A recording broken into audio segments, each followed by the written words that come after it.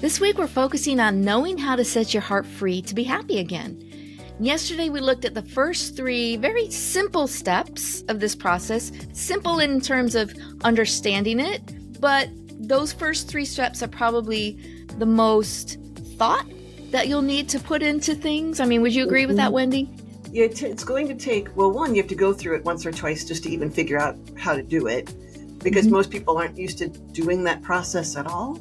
And 2, it's one of those simple but not easy, because you're naming sometimes some really hard emotions, some really hard things. And so it can take a little bit of courage, a lot of trust. It can take a little bit to warm yourself up to doing it. So yes, simple, but not easy, but completely important in terms of setting the course for how this goes. Yeah. Right.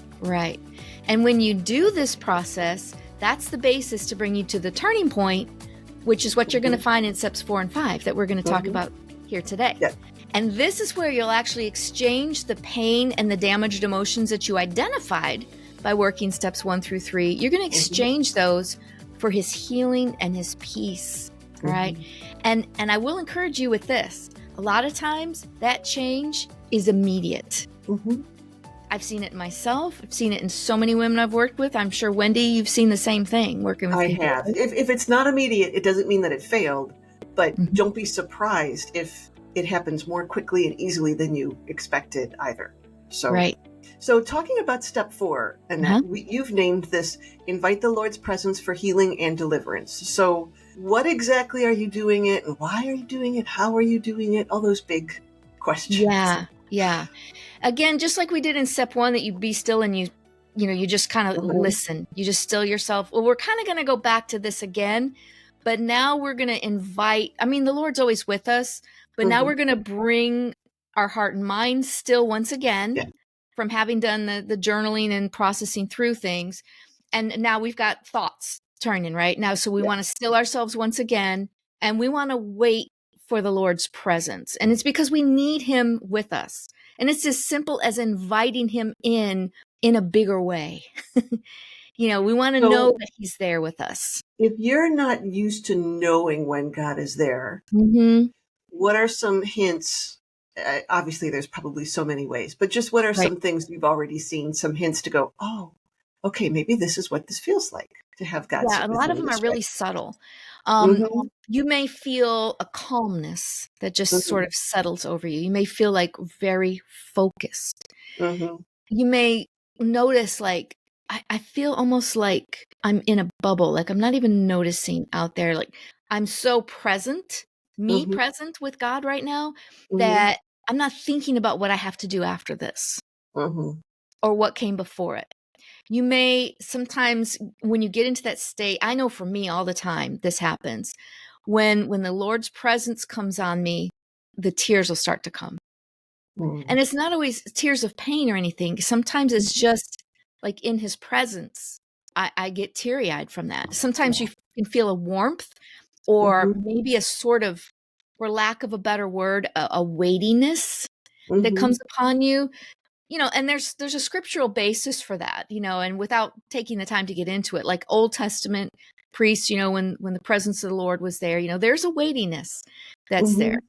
But understand what you're doing is you're giving space, because this is a holy moment between you and him.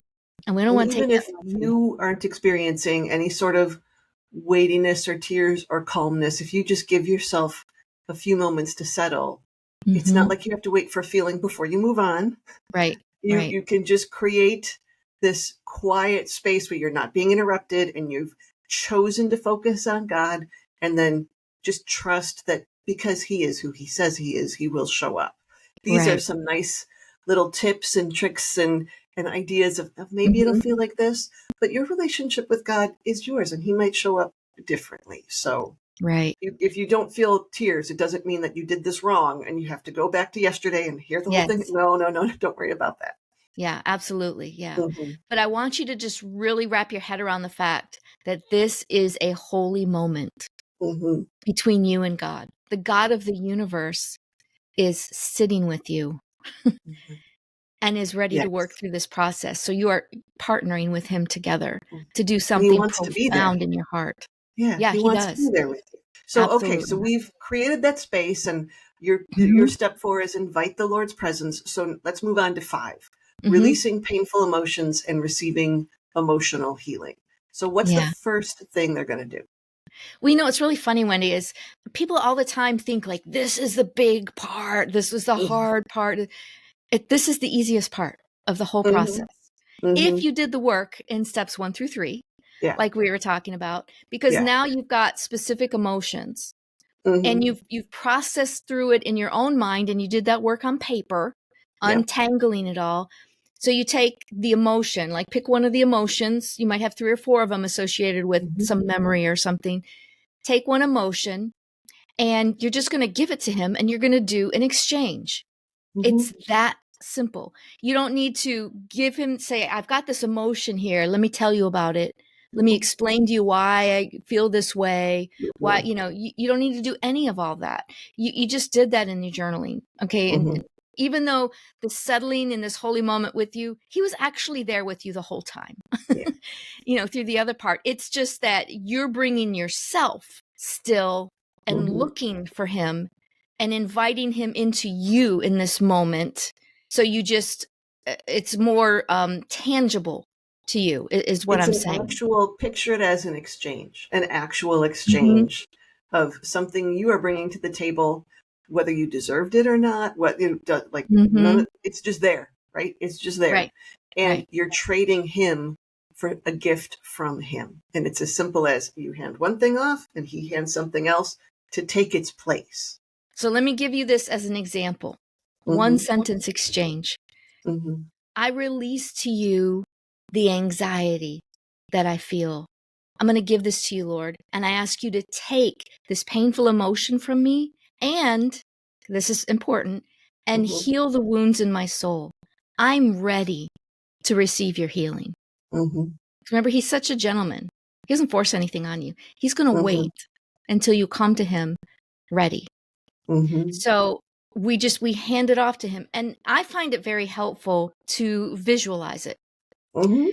I picture myself taking whatever that emotion is, the anxiety or the pain of betrayal or how ashamed I felt or whatever it was. And I Mm-hmm. just put that in my hand, and I picture myself handing that to Jesus. Mm-hmm.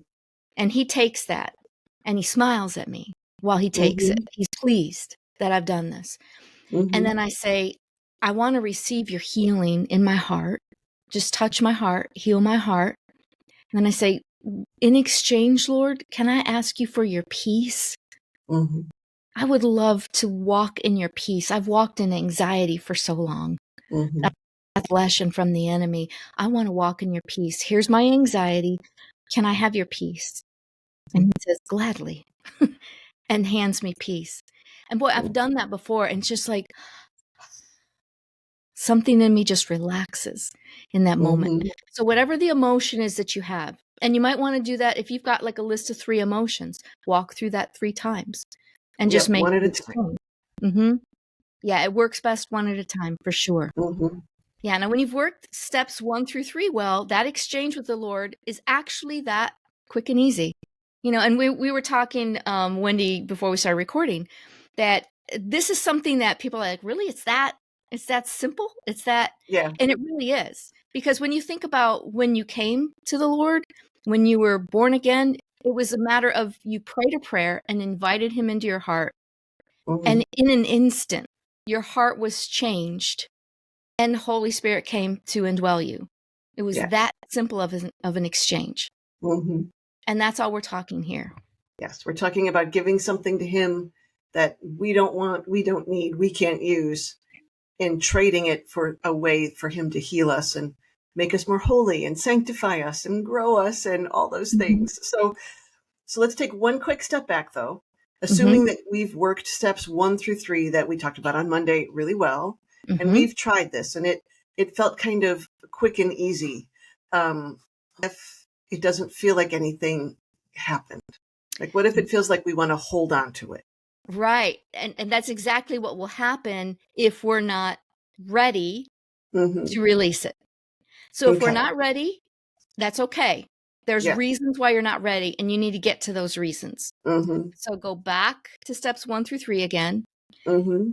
You may need a helper with this, Yeah. whether that's a therapist or a good friend who's healthy Mm-hmm. and understands this and is Yeah. mature in the Lord, or what I especially like is to get a coach.